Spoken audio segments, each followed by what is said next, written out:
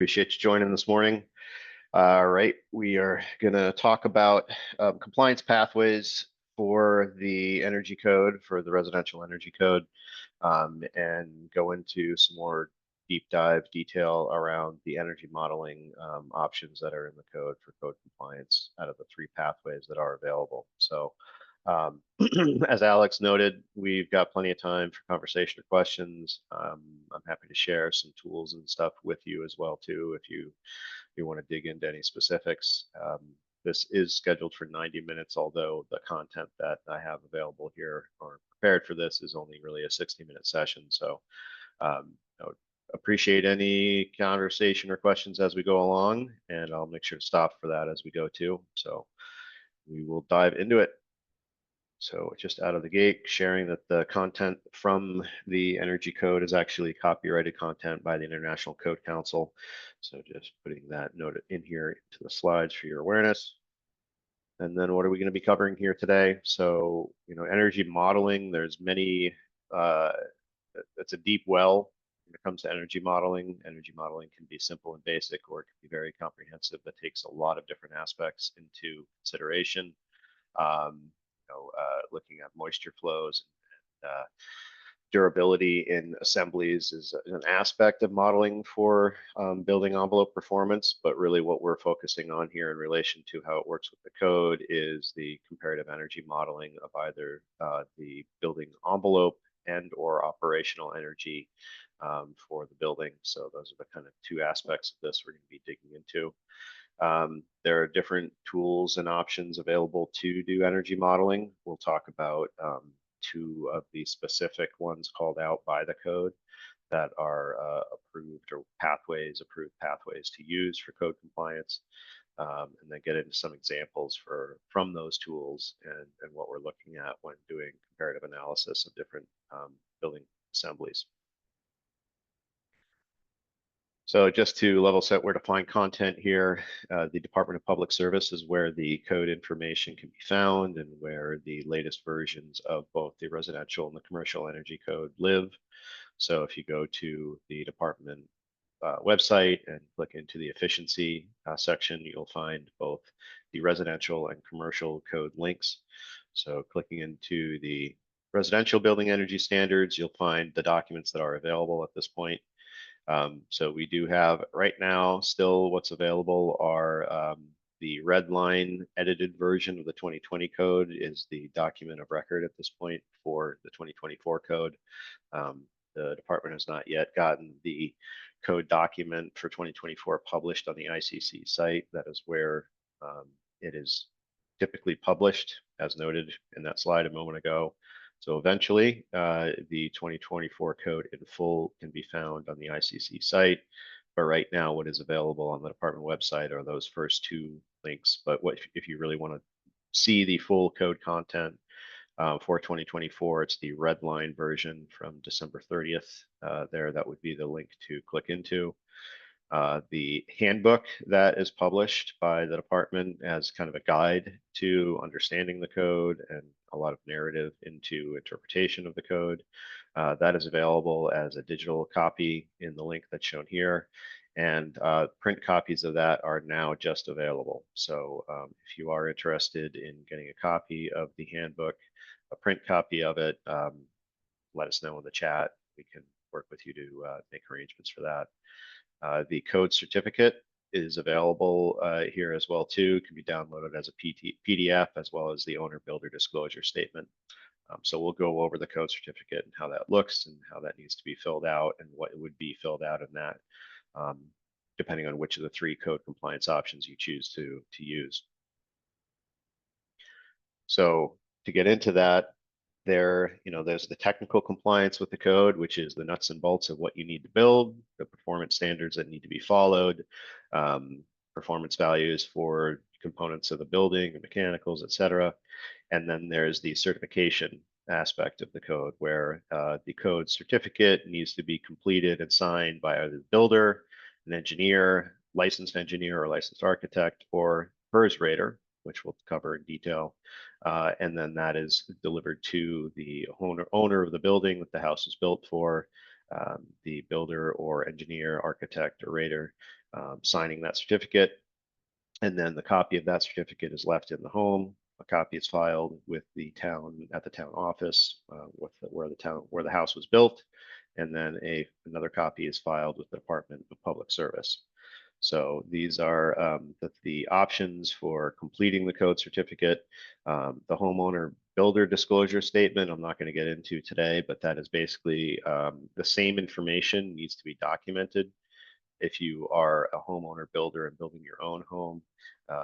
But you are in that circumstance disclosing what was built, whether or not it meets the code, and that still needs to be filed. But what we're talking about here today is the situation of a builder, engineer, architect completing the code certificate.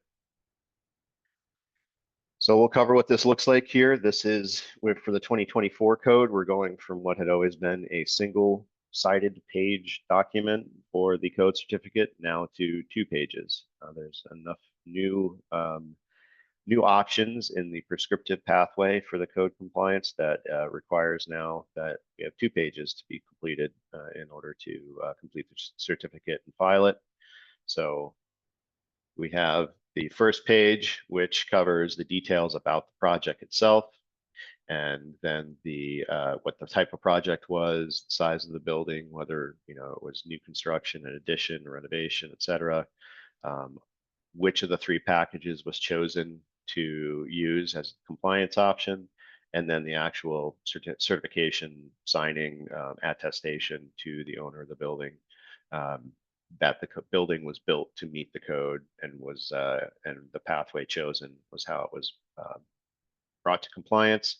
And then the second page is really all of the details of as built for the building, the different component requirements that were met, and details that need to be filled out depending on which option was chosen for compliance. So when it comes to energy modeling being used for code compliance, we're talking about these 2 pathways, either the ResCheck modeling tool or working with a HERS rater. So those are the 2 compliance pathways we're going to cover in more detail today, comparative to the prescriptive / package plus points option in the code. On the code certificate, if you are using the prescriptive pathway for compliance, you have to earn points based on the square footage of conditioned space of the building. And so the points options take up the first half of that second page of the as-builts for the building. So this upper section of the code certificate is it's only relevant if you're using the prescriptive pathway for code compliance. But otherwise, the rest of the code certificate needs to be completed in full with the details about the building, no matter which of the 3 compliance pathways are chosen. So thermal envelope details, all the different building envelope, building thermal shell components need to be specified. The results of the blower door testing that was performed on the building, as that is a requirement by the code that you need to actually have blower door testing done to verify that the building has come in under 2 ACH effectively for air leakage for the building envelope. Although you'll see here now too that the CFM be reported as square foot building shell, and that's another way of interpreting the blower door number, the CFM number for the building for air leakage. So that needs to be completed no matter which pathway is chosen for compliance. And then the rest of the code certificate includes mechanical components to be completed, the details of the balanced heat recovery ventilation system that needs to be installed. That is mandatory now in the code. You cannot use exhaust-only systems anymore. So the details of the equipment need to be completed in this section. If you have any combustion appliances of biomass combustion, wood stoves, fireplaces, those need to be, details about that need to be verified in the certificate here in combustion safety. And then the details of the mechanical equipment installed in the building for heating and/or cooling, the basis of design for the systems that were installed, the size of the systems, efficiency of the systems. Ductwork needs to be located within the thermal envelope at this point. There can be no ductwork outside of the building envelope. So there's no duct leakage testing required as a result of that. So you'd be filling out that section if it is a forced air system and that is relevant. So any questions this point.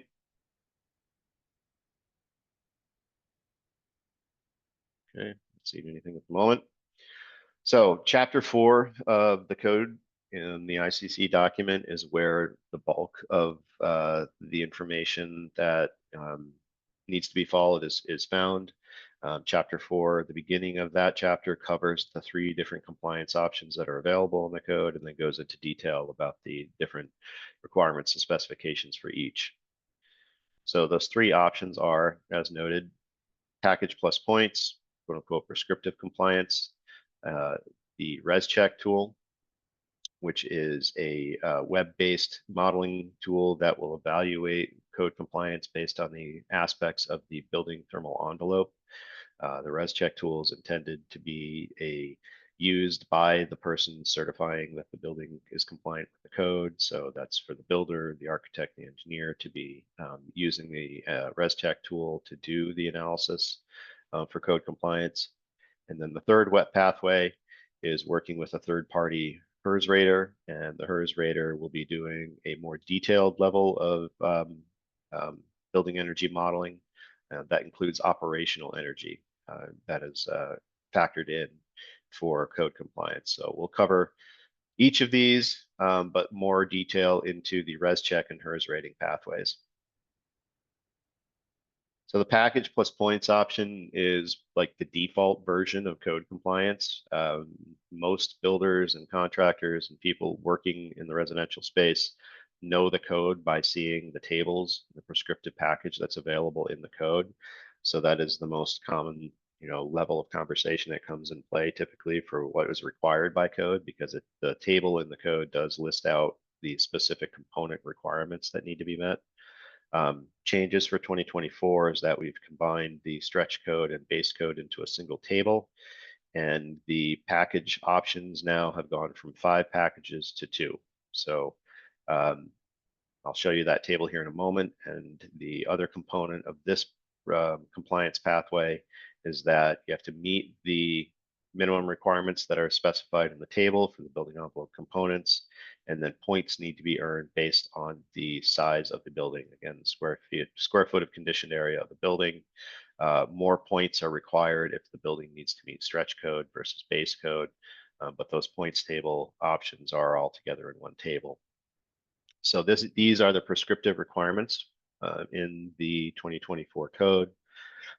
One thing of significance that has changed for 2024 is that all of the framed building envelope components are now being evaluated as an assembly compliance rather than just a cavity value, R value for a cavity compliance.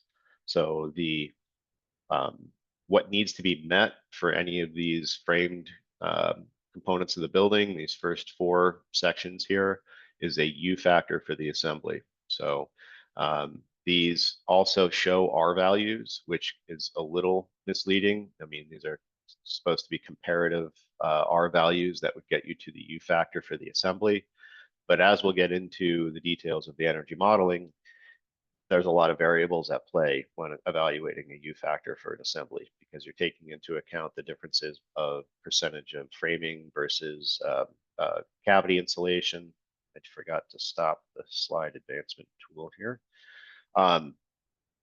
The percentage of framing versus cavity, the depth of framing cavity, the value of the insulation in the cavity versus continuous. So there's a lot of different aspects that can move the U factor in an assembly. So there are these example R values thrown in here, but really what we need to be evaluating and looking at is the overall performance of the assembly and the U factor of the assembly. So we'll look at the tools that are available to evaluate U factors for assemblies. This is the points table. So base code versus stretch code, again, combined into one table. The points requirements are higher for stretch code. So there's not a different table anymore for stretch code of higher building envelope component requirements that needed to be met at a minimum. It's all the same for base and stretch. It's just the points requirements are higher now, significantly higher for stretch code than they are for base code. The points options, as noted in the code certificate, there's a lot of them. So that's expanded significantly for the 2024 code. A lot of emphasis on whole house electrification. So there's a lot of points that can be earned by using heat pump equipment in the building for overall heating and cooling, as well as hot water use. Hot water heaters carry a lot of points as well. There are a lot of options for increasing the performance of the thermal envelope. So you can do better wall, window, or floor roof assemblies and earn points. Embodied carbon is taken into account now. So there's a lot of stuff to consider in the points options if you're going to use the prescriptive pathway for compliance. But again, as noted, the big difference here from previous versions of the code is that we're looking at the U factor of the assembly, not just the cavity values. So, there's an equivalent U factor table that's in the code as well. That's always been in there, and it's always been an alternative that can be used versus prescriptive R value compliance for building assemblies. But now, as a default for prescriptive compliance, we have to understand what the performance of the overall assembly is and not just specify an R value for a component. And how this kind of shows up in practical terms here. Here's just a screenshot of a table that shows a comparison between two cavity assemblies versus a cavity plus continuous insulation assembly, and how you would evaluate the overall U factor of the assembly, taking all of these different components into account. So you're taking in the values of each layer and each component of that assembly and calculating that together, as well as the percentages, again, of those framing components versus cavity components. And this gives you the U factor of the assembly. So you can see that at the bottom here, between what an R20 cavity only wall would be for a U factor of 0.060 compared to that R20 cavity wall with R5 of continuous insulation installed over it, brings the U factor of that assembly down in this modeling to a 0.045. There's, depending on the tool used, there can be differences between the U factor result that comes from using the tool. So as you'll see here, this says 0.045, but if you model that in another tool, it may show that it's a 0.044. And then there's an effective R value that is aligned with these U factors as well for the assembly. Any questions? And I'm just going to take a quick second here to stop sharing for a moment. I'm going to stop this slide advancement thing that's going on with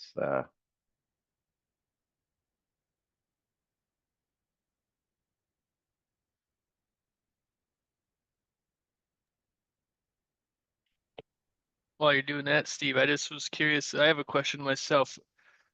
Is it when you're looking at R values and U values, where I guess if you had an R value of 22, would it always be the same U value, or would those be different? hang on just one sec. Okay, there, we're back. Sorry, what was the question, Alex? So I just had a question with U factor and R value. So would it, if you always, like, let's say you had a U value of 0.045, would the effective R value of that assembly always be 22? No, I guess that again depends on the modeling tool that is used, but it would vary a little bit based on the value of what comes out of that modeling, but it essentially gives you a comparative effective R value to what the U factor is, the inversion of that. So, Okay. Thank you. Otherwise, I'm not seeing any questions at the moment. So, all right.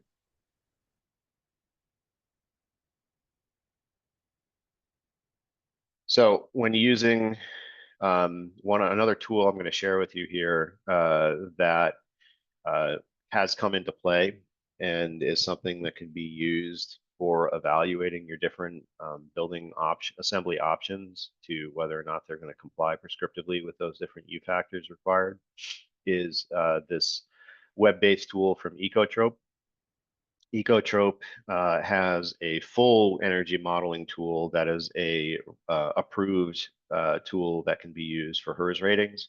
But they also have this free open use web-based tool available on their website that is a building assembly calculator that can be used to evaluate different wall, floor, and roof options. And you can add different layers to those assemblies based on what you're defining to build here. So this is just a screenshot of an example of what this tool looks like and the different layers and different things that you can evaluate. I don't know if you can see my cursor or not, but what this breaks down here is a cavity insulation wall assembly with continuous insulation on it. So we have a layer of drywall, we have a framed cavity, we have a sheathing layer, we have a house wrap layer, we have a continuous insulation layer, we have an airspace of a drainage plane strapping, and then we have exterior sheathing. So those are all the layers that are modeled together into this assembly. And then the tool gives you the effective U factor for that assembly. There are two different ones that show up here. There are revisions of the modeling data points that are used to come up with the U factors. So the one that's in bold is what the current version is. So this assembly as modeled, which would be a 2x6 assembly with mineral wool in it and 2 inches of continuous insulation of, I believe, polyiso in this scenario, gives you an effective U factor of 0.031. And so in this tool, you can add, you can subtract layers. You can, in this drop down here of material type, you can pick from the drop down of a variety of different material options that can be used. They default to U or R values depending on the material choice that you have picked from the drop down. You can adjust and change that R value per inch depending on what you know of the material type. So like if you click in here, high density spray foam, it's going to give you a default R value of 6.5, but a lot of the HFO foams now are 7 or greater per inch, so you can adjust that here. You can also adjust your framing type here. There's a default framing values that are put in, but you can adjust these numbers as well. It does default at framing fraction or framing percentage for the assembly, depending on what your inputs are here for the depth, width, and spacing, the framing type. If there's a different framing factor that you're aware of, you can click this override and then put in your own. So it's a very flexible tool that you can use to iterate the different options to see where you're at in regard to those required U factors in the code. And from that tool, you can export out a Excel file that basically is a summary of what you've modeled in that tool. So, if you are modeling and coming up with different building assemblies that are going to be prescriptively compliant, that you want to, use as a part of the construction documents for the builder to follow, this is a document you can report out, which shows the different layers involved in the assembly, what's required, and how it came to the U factor that was generated from that tool. So that's an example for how that works for wall assemblies. Again, there's a ceiling tool here as well. So depending on what your ceiling assembly is going to be, you can, again, it's the same methodology, same approach as the wall tool. In this example here, we just have a basic attic truss sort of situation, open attic assembly. We have a drywall layer. We have bottom chord of the truss where you have insulation between a cavity here. So that's defined as a framed cavity. And then a continuous layer of cellulose on top of that. So that's cellulose between the trusses and then continuous layer of cellulose blown in on top of that. So that is another tool you can play around again with various layers and various framing types and insulation types to evaluate your options for ceiling roof assemblies. Just to show, what the code intends there to be for flat ceilings is trying to carry the R value, consistent R value of the full attic assembly out over the exterior top plates. There's still an allowance for where you do have constrained height at over the top plate, where you can have a percentage of the attic area at a lower equivalent R value for the assembly around the perimeter, while the rest of the attic is at the required performance value. So, but these are options for getting to that consistent insulation value across the full plane of the attic flat over top plates. The code also does call for and require some sort of eave baffle so that you do not have air moving from the soffit or outside the building into that insulation around the perimeter. Raised tail truss is easy to do that, obviously, because you carry your sheathing up to that plane of the under intersection of the top chord of the truss. But if you do have a dimensionally framed rafter, you need to come up with some sort of baffle or blocking at the eave in order to prevent wind washing of the insulation. So another example from that tool, this being enclosed roof assembly, the code prescriptively requires that any enclosed slope ceiling have a U factor of 0.025 or less.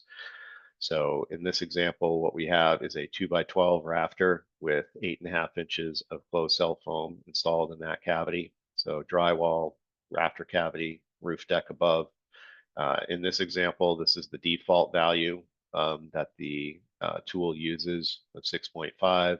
So again, if you're using an HFO foam that is 7.1 or 7.2, and it does depend on the foam manufacturer too, as well, the depth of the insulation, what the R value is. But you could do less than 8.5 inches, potentially here 7-ish inches to get to that value. And then, so this in this example here, 8.5 inches at R 6.5 gives you a 0.024 assembly, which comes in under the required U factor. And again, if I didn't note that before, the lower the U factor, the better the performing the assembly. And then just some examples here of unvented roof assemblies that are allowable by the code. Depending on what you're going to be building and framing, vented cavity is oftentimes advisable and best more considerably more flexible as far as durability goes and mitigating the risk of vapor drive to a cold roof deck. If you're going to be doing any sort of fibrous insulation and or vapor permeable insulation in a closed roof assembly, you do need to have some sort of venting in that type of assembly, unless you're doing one of these options here, where you're using an air impermeable insulation. So basically what I just showed you in that Ecotrope example, where you have closed cell foam to the required U factor for the assembly completely. Alternatively, you can do half of the R value of the cavity in continuous insulation above the roof deck, but again, in a ratio that is coming under the 0.025 U factor required for that assembly. But that is another hybrid option that's available. And then finally, a similar sort of scenario where you're not going above the deck, but you're using a vapor impermeable closed cell sprayed foam against the roof deck, again to 50% of the value of the R value of what's going to be in the cavity of fibrous assembly. So you can bring up the balance of the R value for that full assembly in a vapor permeable insulation. This is often done with spray foam, where closed cell is applied to the roof deck, and then open cell foam be applied over that to bring it up to its full cavity value. But this could also be done with cellulose, where you do closed cell against the roof deck and dense pack cellulose in that assembly behind it. Do not recommend using a batt insulation in this type of approach, because you will not get good contact between the irregularity of that closed cell foam and the batt insulation behind it. You can create air spaces, which could be problematic down the road and degrade the performance of that assembly. But these are 3 code compliant unvented sloped roof assemblies in the code.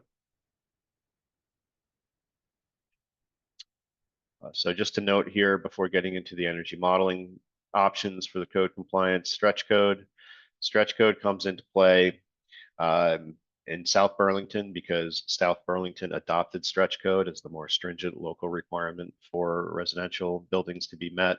Other towns, any town in the state of Vermont, can choose to require stretch code as their local requirement that is more stringent than base code. But to this point, South Burlington's the only municipality that's done that.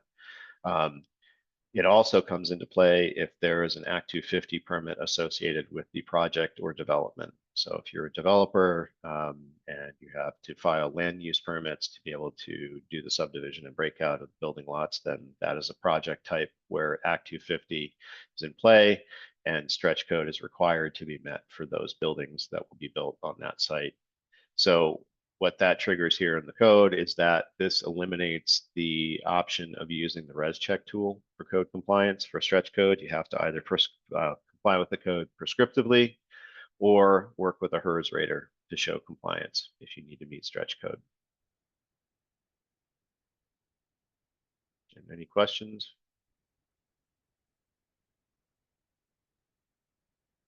Matt's added a couple things to chat in regard to the ecotrope tool, which is great. The link is in there as well, so definitely worth checking that out. Okay, dive into ResCheck. So again, ResCheck is a web-based tool that is maintained by through the Department of Energy. So the tool can be found at the links here, and then also at the Department of Public Service website. As I noted at the beginning, go to their landing page for the RBES code. You'll find the link there as well. So both of those links are here in this slide.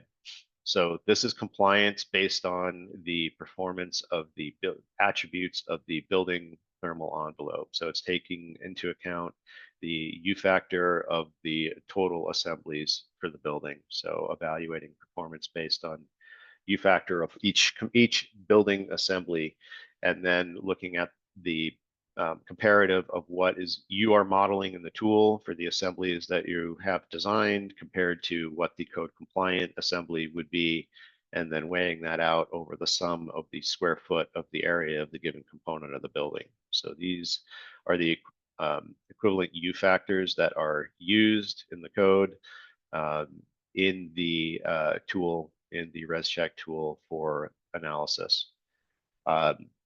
The tool as it is available right now, if you go to the department website, it's going to bring you to the 2020 ResCheck tool. The 2024 updated version of it has been developed, but is not still publicly available on the site. So what is laid out here on the department website is how to evaluate a building for compliance with the 2024 code by way of using still right now the 2020 version of ResCheck. So if you do use ResCheck right now, you have to follow this guidance here of how to evaluate what you come up with for numbers based on using the 2020 version. So hopefully the 2024 version of this will be available quite soon. Again, we've been looking at it and it's been updated. So hoping that comes into play here in the near future. But if you click into that link and you have not created an account with ResCheck first, you're going to go to their site and then click in this Get Started section. You'll create, it's a login and portal that you need to just create an account with and password. And once you get in there, then this is your landing page you will get with the tool, where you can create and track and update the different projects that you have created. So you can do sample projects, you can do new project. So this is what the landing page of the tool looks like. There are resources and Q&A and tools available in the tool as well. So if you're not familiar with it and it's your first time using it, it's worth using the information available in the help section, kind of guide you through how to actually go through the process of modeling out each component of the building, because you do have to take into account all four sides of the walls, the top of the building, the bottom of the building, and understand the details of each component to effectively model the entire building in the ResCheck tool. So when you get in to create a project, the biggest thing of note is that you have a drop down here of which code, energy code you're going to be following, because the ResCheck tool can be used for evaluation for a variety of different codes. You'll see that when you click into the drop down. But what you'll need to do is click into that drop down and scroll all the way down basically to the bottom until you come to the Vermont code. So that's what you're going to be evaluating for here. So that's what you'd be choosing. Project type, almost exclusively, this is used for new construction. You can use ResCheck in this tool to evaluate whether or not an assembly that you have proposed for a building will meet the prescriptive compliance pathway as well too. So it's not just using Ecotrope. You don't have to use Ecotrope. You don't have to use ResCheck, but both ResCheck and Ecotrope are modeling tools that evaluate the U factor of the assembly. So you can use ResCheck here as well, independent of using ResCheck for code compliance for the whole building. You can use ResCheck to evaluate different building assemblies to see if they meet the code prescriptively as well. So project type, as I said, most typically is going to be new construction. I'm not going to get into the difference between trade-off or performance alternative, but for code compliance aspect of using ResCheck, you'd be using the performance alternative option here for compliance. Then you're defining the construction type. Again, most typically it's going to be 1 or 2 family home.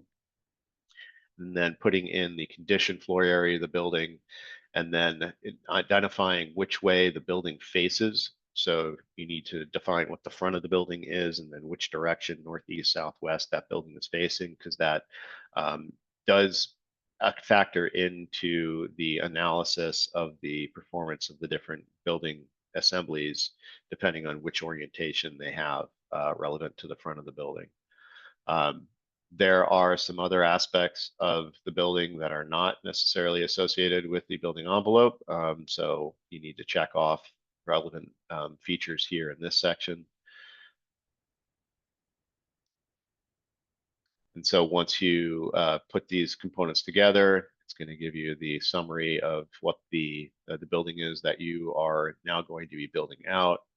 Obviously, this section has not been filled out here in the bottom, but if you are going to use this for code compliance, you do need to fill out the options here that would be showing up on the ResCheck certificate as well. So the basic assembly values that you have to be modeling out are top of the building, ceilings, walls, and then foundation. So you're going to have multiple assemblies within each of these categories. So for walls, you're going to have a minimum of 4. You know, if it's a simple 6-sided building, you're going to have 4 assembly or 4 inputs for the walls for each side, 1 assembly for the ceiling if it's just a single flat ceiling. But if you have multiple ceiling types, flat ceilings, slope ceilings, different types of slope ceilings, etc., you need to model out each of those individually. Foundation's the same. If it's a simple just basement, you're going to have 4 assemblies for that basement from 4 walls. Oops, sorry. So what the examples are here are just, again, that basic ranch 6-sided building where you're going to have a minimum of 4 wall inputs based on each orientation. And then the same thing with the basement foundation walls. This is presuming that there's a basement underneath this home. So you're going to have 4 inputs for the 4 sides of that, and then a single input for a flat ceiling. So again, the more complex the building is, the more layers you're going to have in modeling for this tool, and the more things you're going to have to keep track of when doing the modeling in the ResCheck tool. But the summary of each of those components is going to be shown on this envelope tab. So you're going to have the gross area of each of the assemblies area or walls that you've modeled here, which way they're oriented, cavity value, continuous value, and then the equivalent U factor of those assemblies. In each of those, where you have walls that have windows and/or doors in them, you do need to model out the components of those windows and doors, which wall they're in are located within, and then the gross area of those windows in the assembly. So you're going to be putting in if you have different U factors or different performance specs for different windows in the building, you're going to need to individually put those in depending on where they're installed. The same with doors. And here's just a screenshot of those inputs for the different components that you'll be specifying in here. So when you click in to create wall assembly, you're going to define what the framing type or assembly type is. So this is limited in the typology of what you're going to be building. So if you're doing some sort of, like outboard insulation using TGIs or a lot of kind of like high performance building assemblies, you might not find an assembly typology here that aligns with what you plan to build. So that can be a consideration when considering using this as one of your compliance pathways. Is what you have planned to build aligned with what ResCheck is set up to model? So as long as what you're doing is aligned with what's available to model, you're then so you're going to specify the framing or wall type, the area, orientation, cavity value, continuous value, basic inputs. And again, based on what the 2024 code requires, there is a need for some sort of continuous insulation in these wall assemblies to get you to a 0.044. And then ceiling inputs, same thing. As noted, if you're going to have a open attic flat with insulation between ceiling joists and or bottom chord of a truss, you're going to have both a continuous and a cavity insulation value that you're going to be entering in those assemblies. Foundation walls, you need to put in a few more inputs and consideration here of where the height of the foundation wall and what is below grade versus above grade, exposed versus protected. So there is an example in the code or in the tool that shows you how to consider those inputs when doing these values and doing these assemblies in ResCheck. So again, minimum of 4 inputs that you would have for a basement to be orienting to which side of the building, area for each. This can be cavity and or continuous, both and or one or the other, but I mean, you're either going to do a continuous insulation foundation assembly or you're going to do a continuous with framed cavity over top of it as your options to comply with your foundation inputs.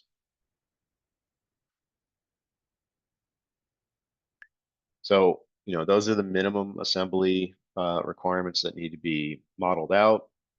On top of that, there is another section that you do need to complete, basically a checklist that you need to go through for other aspects of the code that do come into play, but are not directly linked to the attributes of the components of the building thermal shell. But to use ResCheck as your compliance pathway, you do need to complete this checklist.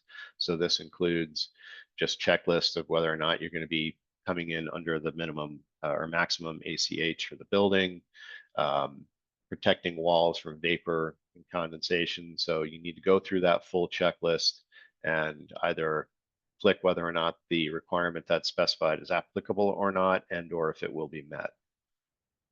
So once you've entered in all those inputs and you've gone through the checklist, the tool will generate a compliance certificate, which will give you the full details about the building and what you've modeled. You're going to see each of the component inputs that you've modeled out in the tool in this assembly summary at the bottom here. It's going to show you what the U factor is of the assembly that you've modeled compared to what the code minimum or maximum requirement would be. So you have the proposed U factor versus required U factor, and then the proposed UA of the entire assembly versus the required UA assembly. So this is where you'd be looking at the comparative evaluation for each of those components of whether or not they meet the code. And then in summary, this is going to tell you whether or not everything here sugars out to be under the UA requirement for the building or not. In this example, this is failing. So there are some components you'll see if you look into the details here that the proposed U factors or UAs of the different assemblies that were modeled do not meet the minimum requirements for a compliant building. So this is where you would need to then go back into the tool and evaluate those different assemblies or components and see what needs to be changed in order to make this compliant for UA. Any questions on this?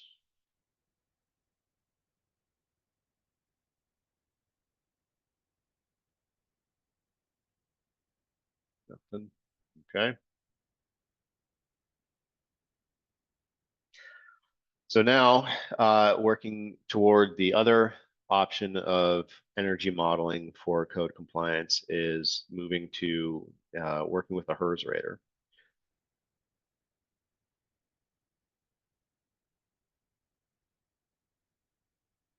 So working with the HERS rater is using an energy modeling compliance pathway that dives into even more detail than what ResCheck is able to do because it evaluates the operational energy of the building as well. So it takes into account the mechanical equipment, the ventilation equipment. It does the air leakage of the building envelope, and the lower the air leakage has a significant effect on the HERS score. It takes into account lighting, appliances, etc. And it also gets into much more detail about the individual building envelope components as well too. So the modeling is a much more granular level of energy modeling for the different building envelope attributes of the building. So the HERS score is evaluating the attributes of the building for code compliance based on a scale of 0 to 100. The lower the HERS score, the better performing the building is, the higher performance, less energy intensive. So for the 2024 code, I'm sorry, some of the references here say 2023. Fix a few of these slides. Is a HERS score cannot exceed 60 for base code and 59 for stretch code. So comparative to the 2020 code, not a big change here for base code compliance, and it's actually less stringent than what stretch code required for 2020.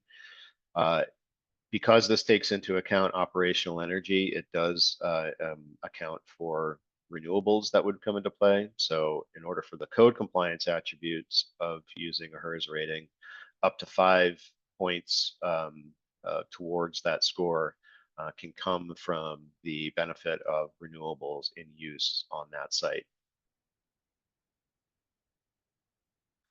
So the process involved with getting a HERS rating means you are hiring a third-party rater, ideally at design stage of the process. So in doing so, bringing on a rater as a part of the project team would be would involve the rater taking the plans and specifications that have been developed for the project and modeling out a preliminary rating of the building.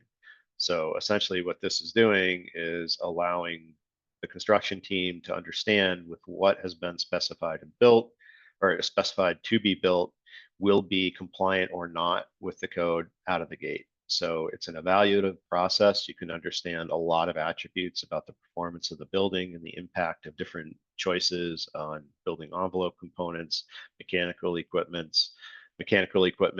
lighting, appliances, like I said, other things will have on the overall performance of the building and where it stands in alignment with code compliance. And having that done at the beginning of the project before there's a hole in the ground allows for a lot of iterations, and a lot of adjustments and changes can be made before they're really impacting the project itself. So following that process and bringing the rater on board at the beginning allows for a pretty clear pathway towards confident compliance with the code before the project begins. The HERS rater is required to do what's called a thermal envelope inspection to verify that the building envelope components are as built what was modeled in the presumptions for the tool to begin with. So that thermal envelope inspection happens once the air barrier insulation is installed and before interior finishes are put up. So that needs to be verified. And then upon project completion, a final inspection is performed by the rater. The rater comes back out, does the required performance testing for the air leakage. So blower door testing is done.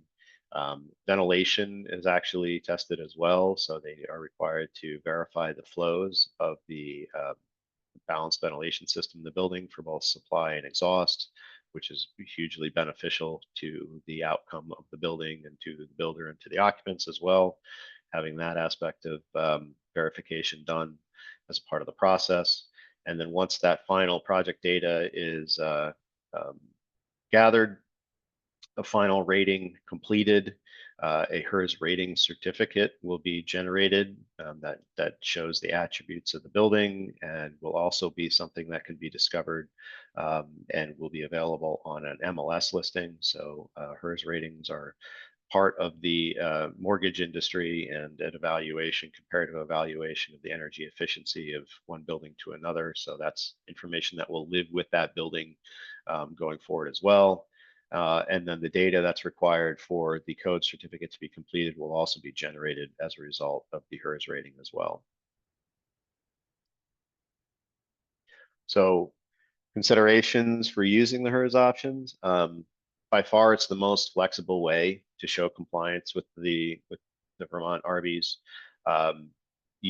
Because of the breadth of the comparative analysis that is used in a HERS rating, you can really have a lot of flexibility between the performance of different components and different attributes of the building, so that holistically as a whole, the building comes in as under the threshold of the HERS score. So it does allow a lot of flexibility, more flexibility than the other two options. Again, the tighter the building envelope, the better performing the building will be and show on the HERS score as well. It does give you a clear pathway from the beginning, from design stage to code compliance at the end, rather than the alternative of we built a house, we need to fill out a code certificate and we don't know how we got there or if we got there. You're verified out of the gate essentially in this scenario. And then one other thing of note too is in regard to that flexibility is that by using the HERS rating pathway, the minimum building envelope requirements that need to be met cannot, they need to meet or exceed what is defined in the 2006 International Energy Conservation Code prescriptive requirements.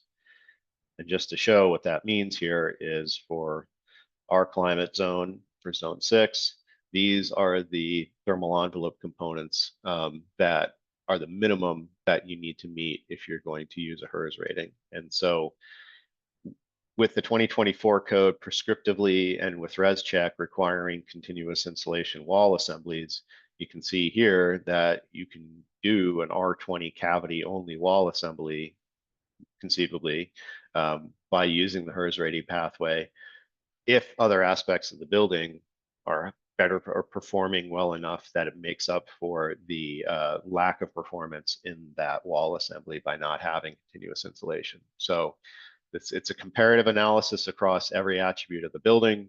But again, just to note, these are the minimum thermal envelope requirements that need to be met when using a HERS rating, which is significantly different than what the minimum prescriptive requirements are now for the 2024 code. And so just as an example here to show how the inputs differ from what is in ResCheck, here's the screenshot from a window attributes in the REM rate tool, which is one of the two tools approved for generating ratings. So, this is the inputs that you'd be providing for a window entry in the HERS tool. You're putting the orientation of the window, the type of the window. It's taking into account shading. So, whether or not the window is located on a second floor and it's partially shaded by the overhang of the soffit above it for a percentage of the year, compared to a wall or a window directly below that on the first floor, which would not be receiving any shading from any overhangs or other things on site. That is the level of detail that goes into the different component inputs in the HERS rating tools compared to what you'd see in ResCheck. Also in the tool, you have different reports that can be generated based on the data that you are inputting for the different components of the building. So just an example here as well too, the tool will generate estimated design loads and annual loads for mechanical equipment. So, you know, how much energy and how many BTUs a year is this building going to require and or consume based on the attributes of what has been modeled for the different components of the building assembly.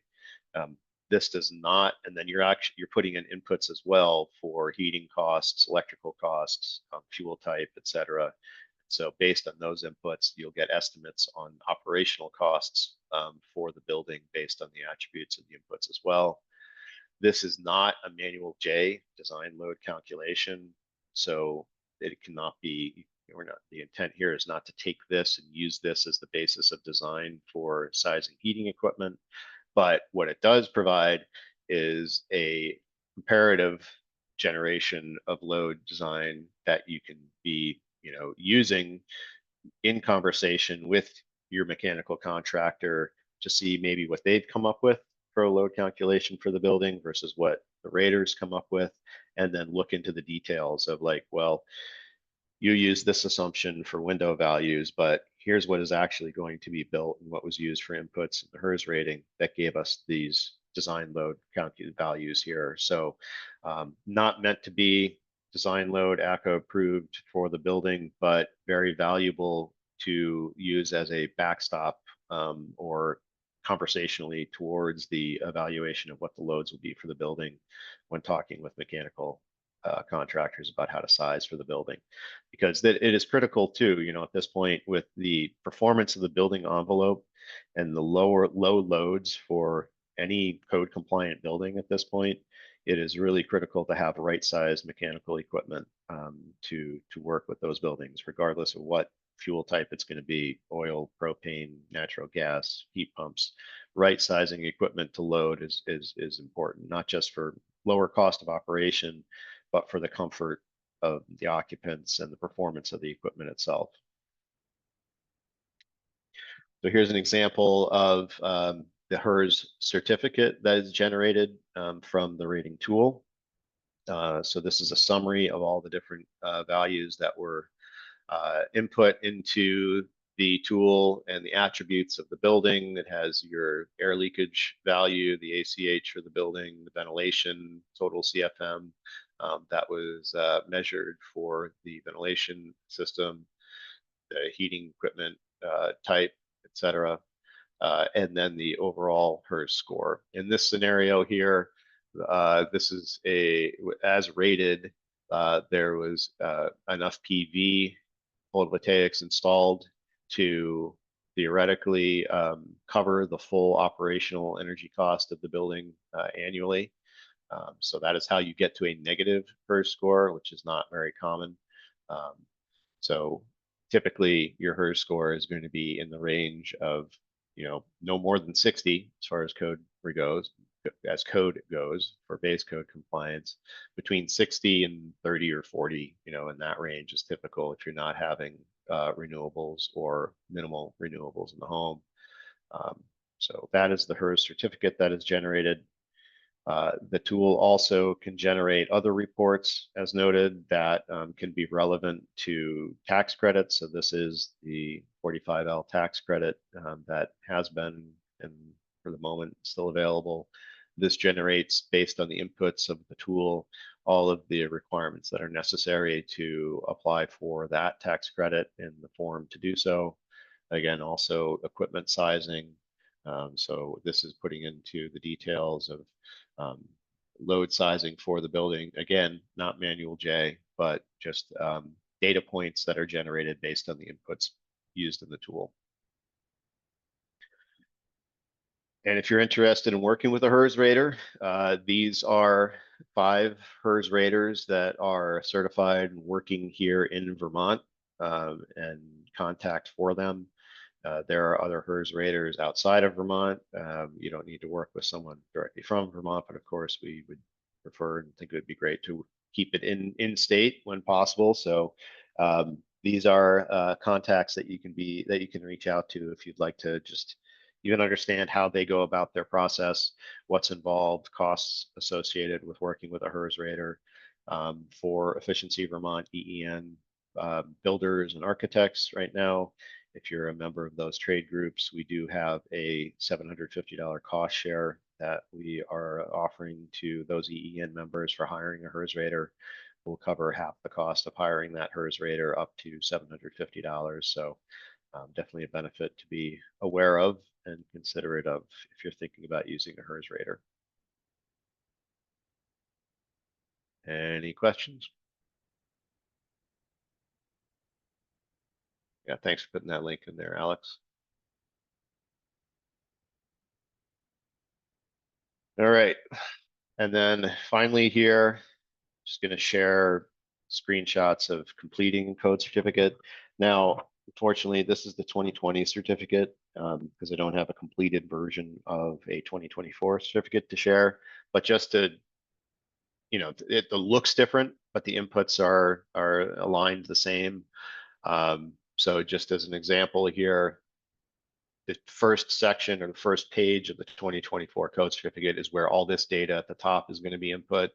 The property address, condition square foot, attributes of the building, what the project type description was, whether it's a basement, slab on grade, the points options. If you use prescriptive compliance as your pathway for code compliance, you're going to be filling out the top section of that second page of the code certificate with all of the now expanded points options available. So just to show how that works, you'd be checking that box. What isn't shown here, which should have been input, is which package was chosen. For the code now, unless you're building a log home, it's going to be package 1.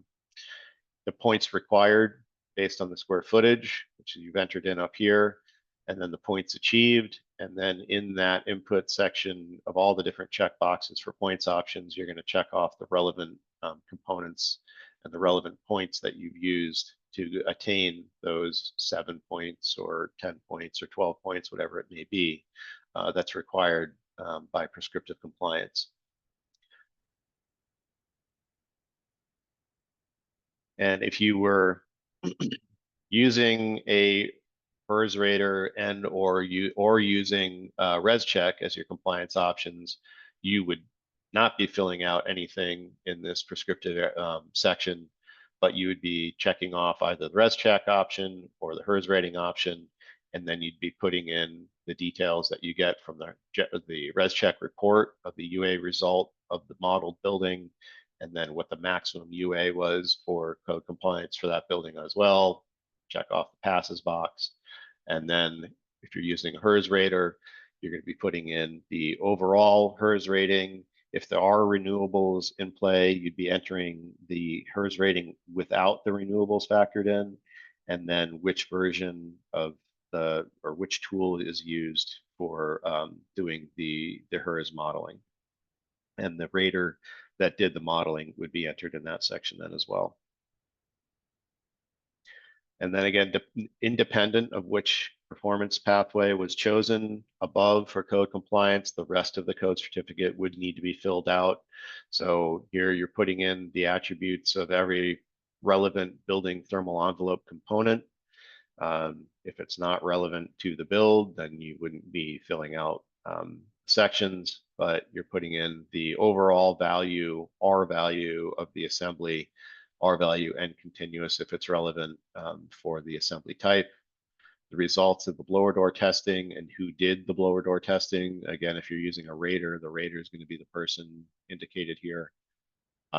Ventilation information, the sensible recovery efficiency of the equipment, and then the either rated or measured results of the flow of that system, CFM flow through the entire system. combustion safety, if that applies, again, wood stoves, fireplaces, etc. And then the attributes of the mechanical equipment. Heating would definitely be filled out. And if there is cooling equipment in place, the same attributes for the cooling system installed. And then the signature piece is you are certifying to the client, to the person that the building was built to, by the company that built the building. And then the signature here of the representative of that company or the engineer or architect, again, that is verifying to the owner that the house met the code. In this situation, Hunter S. Thompson built the house and would be signing the certificate. So put all together, again, for the 2020 code, that's what that looked like. So that is what I have for content here today.